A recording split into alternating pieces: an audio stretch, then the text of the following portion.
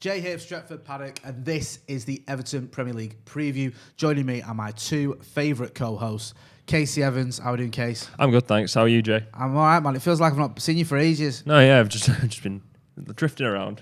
Life in life lockdown. lockdown. You know how it is. Yeah. Always gets in the way, doesn't it, life? And also, of course, Alex Baggers. I see you all the time. I'm sick of the sight of you, being brutally honest, mate, to be honest. I know, Frank. it's shocking, isn't it? Shocking. I'm only joking. You can never have enough baggers in your life. No. How are you doing? You all right? I'm not bad. You know, I've just been on the press conference reaction with Stephen Howson, which as always stays extremely on topic. When we were deciding who was going to do what video, Baggers volunteered for that straight away. So I want to do the press conference reaction with Steve. It's great fun. It's really well organised and it's really well done. It's just a great video. So if you've not watched it already, make sure you check it out because there's some really interesting points on it. Yeah. I tuned in and they were talking about Football Manager, but in general, they talk about the press conference for quite a lot of it. Talking to Stephen Howson, Luke Shaw's having a good season, isn't he?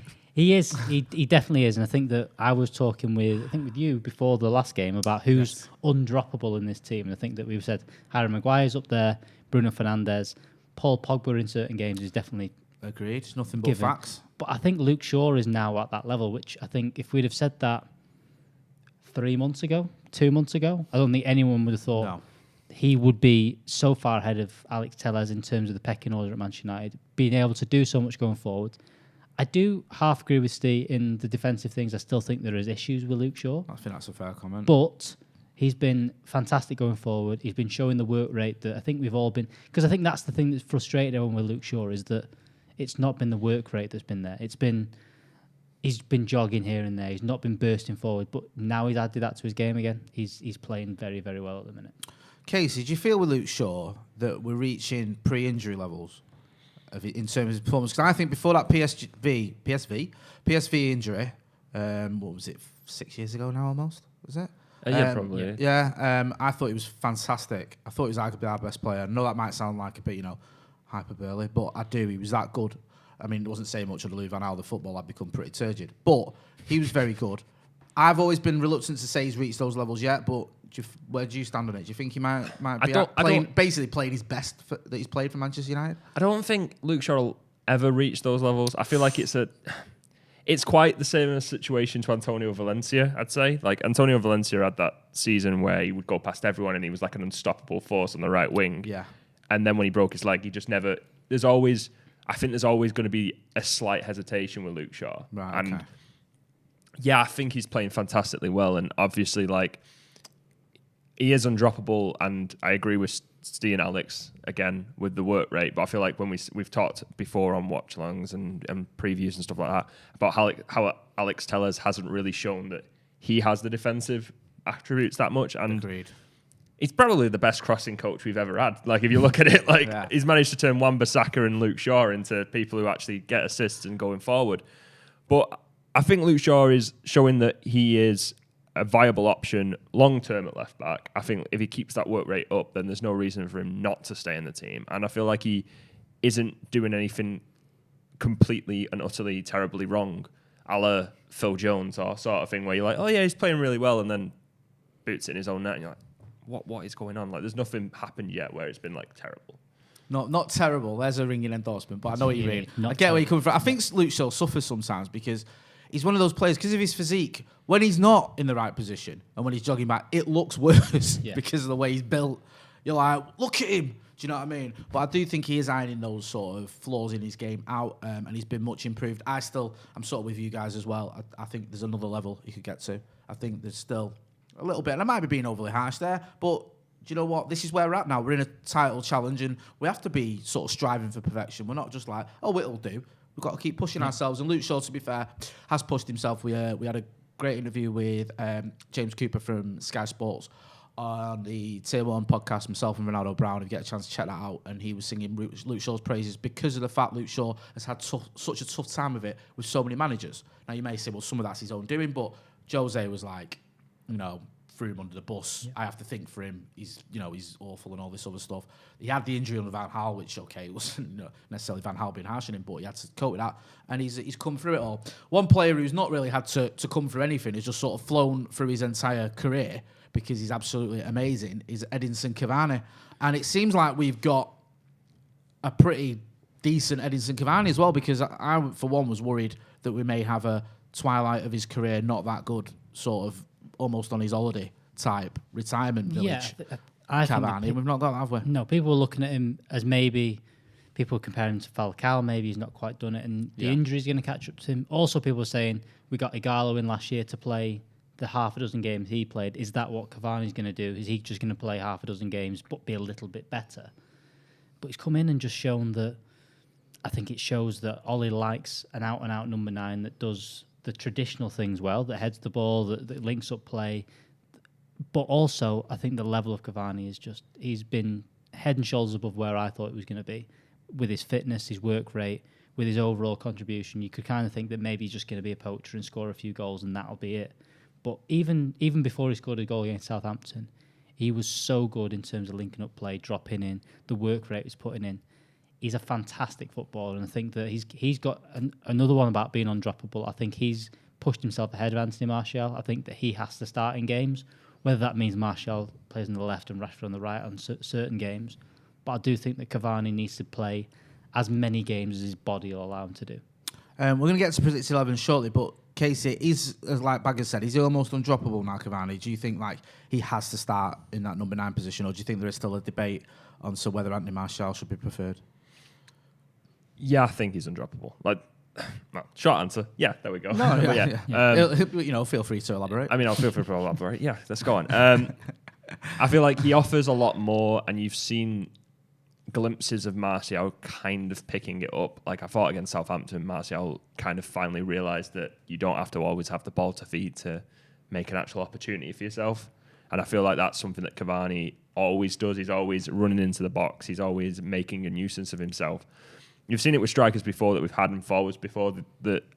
One of my prime examples of someone who's now gone to West Ham on loan and done quite well is Jesse Lingard. Always made weird runs into the box, but he got to the point where no one thought he was any danger, so no one tracked him, so it didn't really work. But then you've seen Cavani come in, and it's like this striker scored 200 goals, career goals. I think he has like the 5th most goals of all the players in the world over like the last 10 years or something like that. It's like this player is a danger. If I don't mark him, I'm going to have problems. And you can't coach that. You can't. That's something that comes with the fact that of a long career of being this deadly striker. And I think, as we said before, people were trying to say, oh, he's older, he's not going to be up for the fitness, but he's always shown he's been naturally fit. He had a couple of injuries, and I think the situation at PSG was he fell out with Neymar, and who's going to win in that fight? The man who has 200 goals or the one that was worth 200 million? So that's the sort of argument there. But yeah, I think Cavani has to start, and I think Martial has to then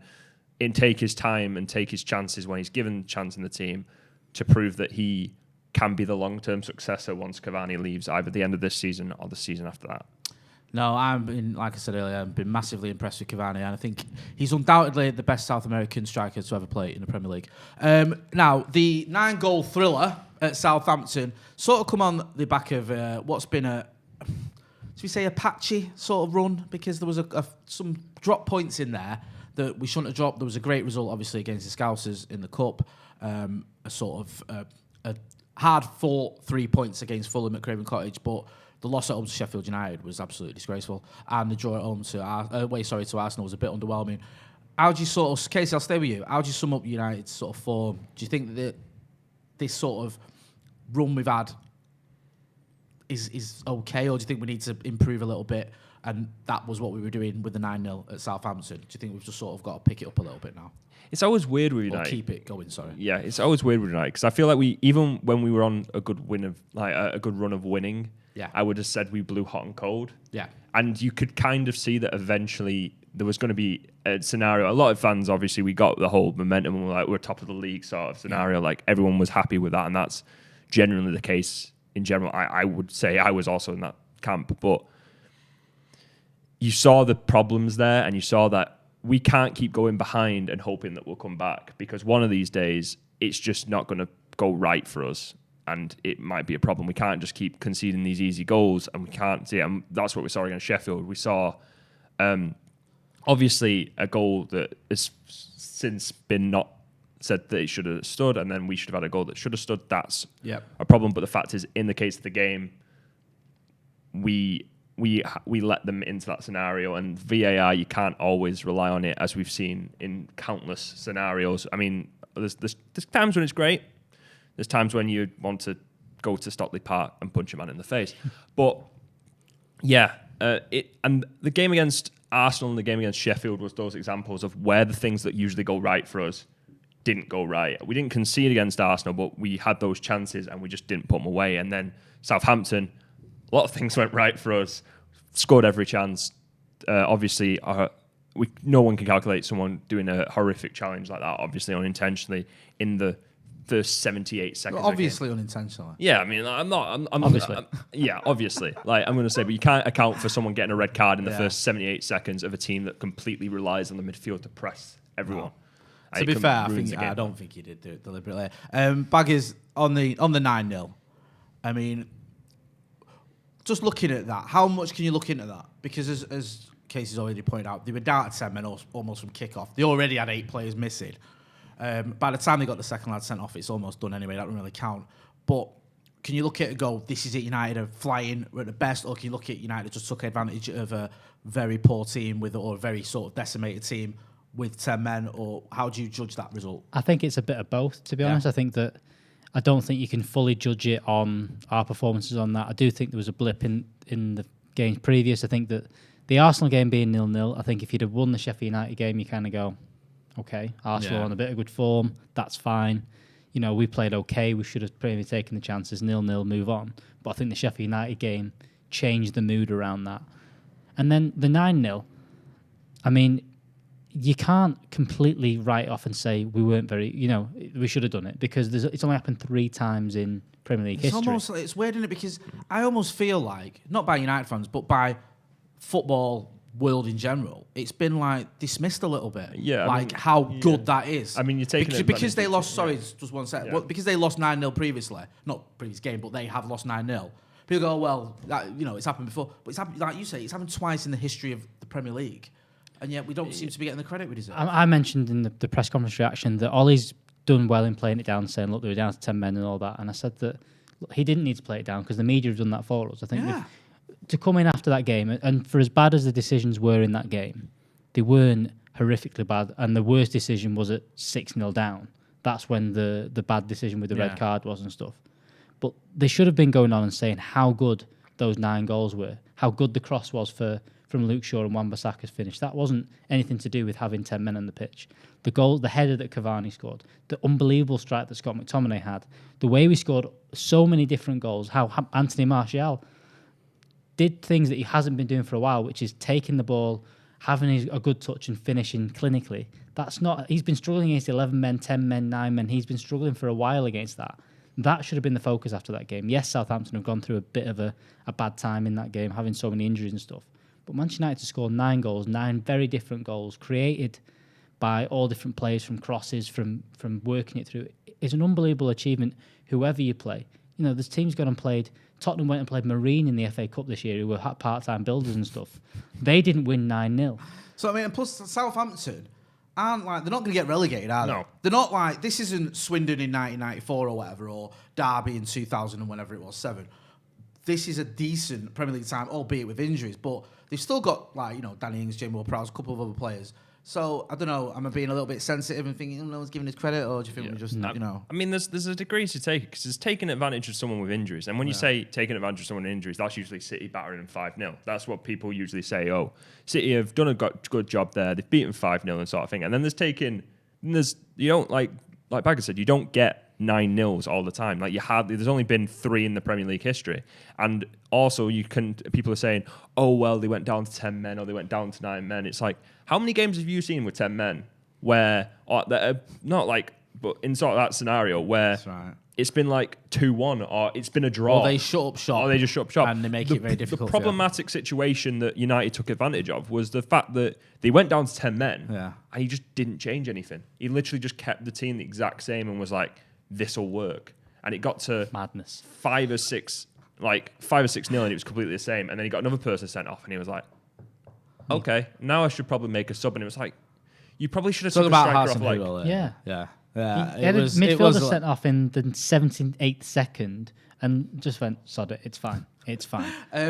Madness. Let's get on to your predicted 11s. Baggers, we'll start with you, my friend. So, Give us your team that you think will be the team that Ollie picks against Everton. We've kind of talked a little bit about undroppable people. I think David De Gea is in that. So I think the back five almost picks itself at this moment in time. But I had Eric Bailly in there, but obviously Ollie's come out and said he's injured and maybe not feature.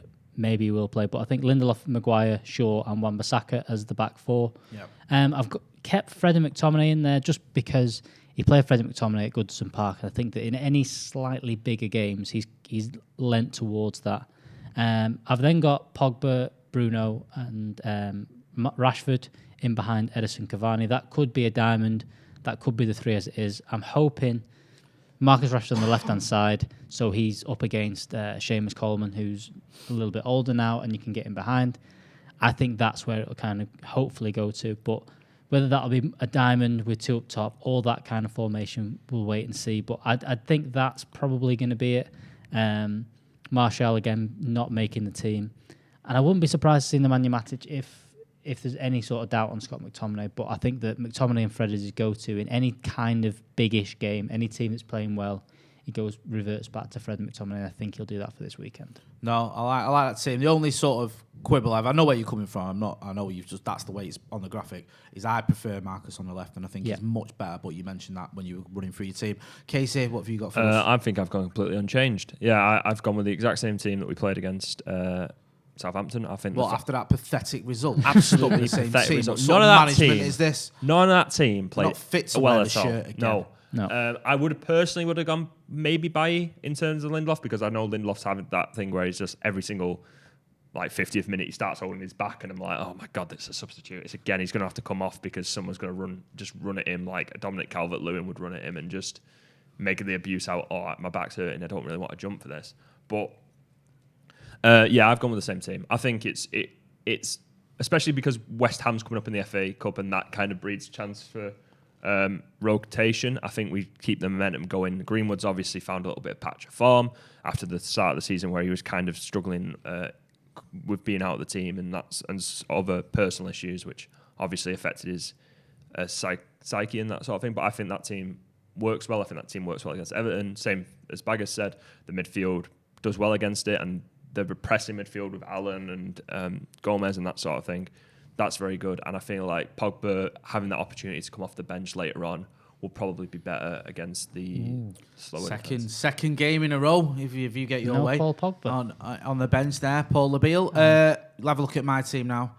I like you guys exactly the same. I had Eric Bailly in my team until it looked like he might be out. So I put Victor Lindelof back in, which I don't think that's like a massive oh no, if that has to happen. Victor Lindelof's having a pretty good season. I've gone with Pogba and Fred. Pogba's sort of sat next to Fred in front of the midfield, but I expect him to get forward a lot more. I've gone with Max on the left, Bruno Fernandes in number 10, and then Daniel James on the right hand side. James. I think Ollie still likes him, and I think he might give him a bit of a run out in this game. I don't know. I know. Is it Lucas Digne who's is it left back at Everton? He's quite decent. I just feel like this is my predicted 11. This is not what I want to see. I'd probably, if it was up to me, prefer Mason. But I don't know. I just think he might get a run out in this game. He used him against, was it Leicester and Leeds? He came on obviously against Southampton and got in on the action with the goals.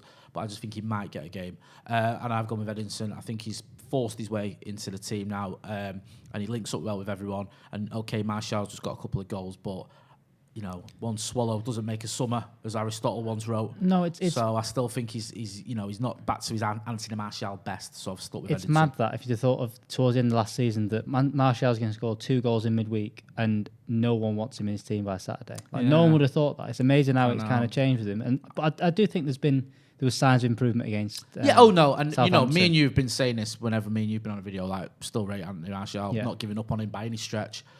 But I think what Casey was saying earlier about Edinson Cavani, link-up play, leading the line, getting his head on things. It's just, after the Arsenal game, I said he's not undroppable. But I know it sounds daft because he only played 45 minutes against Southampton, but I almost feel like now he almost is. You can see there, let's talk about Everton, the last 5 meetings with Everton.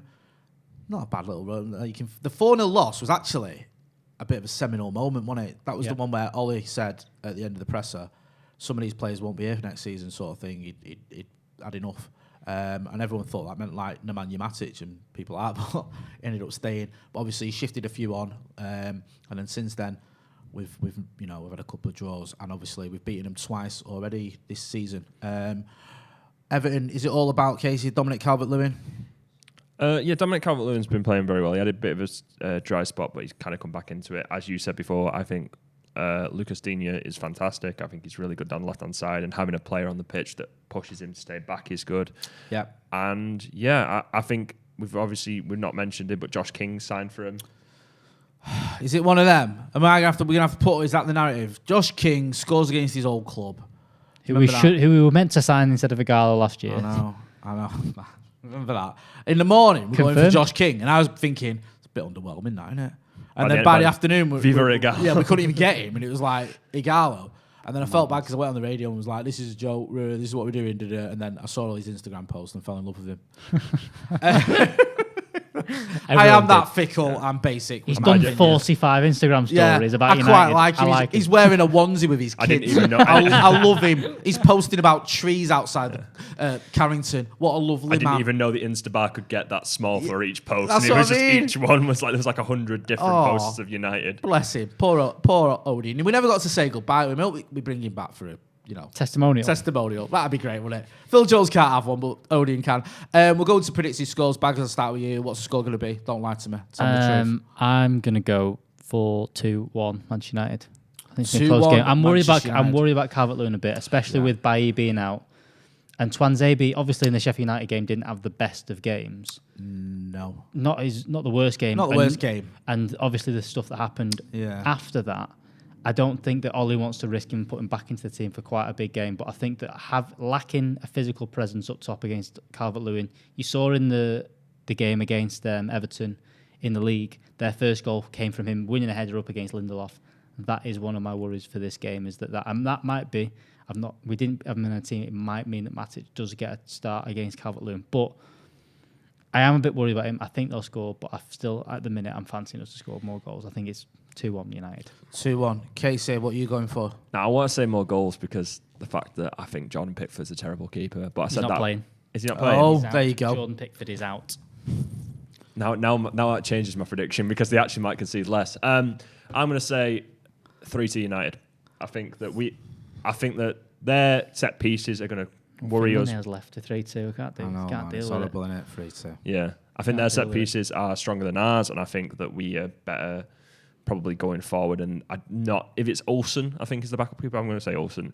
He's not that great otherwise. But then again, it's a keeper against United, and I said that about Aaron Ramsdale, and we only scored one. So we'll see. I'll say 3-2. 3-2. You've gone 2-1. I'll go with. I don't know, man. I feel very confident. I'm just battered someone 9-0, and Southampton are better than Everton, so technically this should be 10. No, I'll go with 4-0 to United. Guys, get involved in the comments. Let us know what your predictions are. Casey, where can people find you? Twitter at Casey Evans or at Casey _ whatever. If you want to find where Casey is, just go on the Stretford Paddock Twitter because every tweet it seems to we like is Casey's, which is a bit odd as well since we give him access to that account. Not every tweet. Not every tweet. Baggers, where can people find you? Baggers _ Alex on wherever you fancy. Yeah, go and check him out wherever you fancy. Coming to a golf course near you. You know where to find me. We'll all be here for the watch along in various places, whether it's predictions, whether it's on the halftime show, whether it's on the pre-match show. You're also going to have Adam McCullough, Joe Smith. No Andy Tate. But we'll be getting a reaction from him. We'll be getting a reaction from Stephen Howson as well. Stephen Howson's doing his half-time thing, I think, as well. So make sure you stay with us, and we'll have obviously all the pre-match build-up as well with Baggers for that one. If you're not subscribing, make sure you are subscribing to the channel. This has been Stretford Paddock Everton Preview. Thanks for watching.